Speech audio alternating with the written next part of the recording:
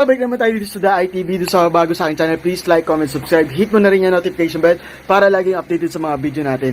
Papakilala muna kayong BG, pwede mo tawagin EG, pwede rin Box. Pwede mong pagsamahin EG Box para close lang tayo, kwentuhan at usapan. And ngayon, pag-uusapan naman natin ang mga tanong nyo na pinadala nun sa last vlog natin ng Ang Opaline. So, yung last vlog na natin ng Ang Opaline, may mga tanong ako doon na kinuha para mas mapag-usapan pa natin ang Opaline. At mas marami pa akong may share sa inyo na knowledge or mas ma-explain ko sa inyo yung mga binigay nating markings mula doon sa nakaraang vlog. So, unang tanong dyan is tanong ni CRR Full Movie.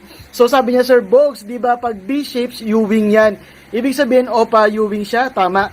So, usually, sa diniscuss ko nga sa ang Opaline nakaraan, isang normal na markings ng Opaline, yung B-shape nga sa likod niya, na walang markings. So, ang ibig ko sabihin doon, walang markings. So, iba, yung Opaline U-wing or yung U-wing na B-shape compared do sa Opaline na meron siyang natural na B-shape na talaga. So, discuss ko na to dati do sa hiwaga ng mga markings, no, na lagi nyo tatandaan na ang Opaline may normal B-shape pero hindi siya different color. Kung kulay green yung Opaline, may light green or yung shading niya, yung B-shape niya dito is light green siya.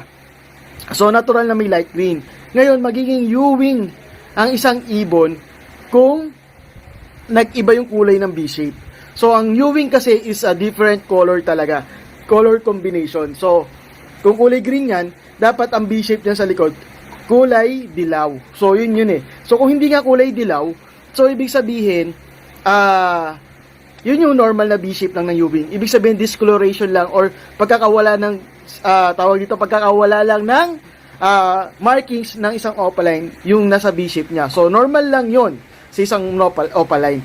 And, kung di-discuss natin na mas malalim to, para mas maintindihan nyo, kung mapapansin nyo,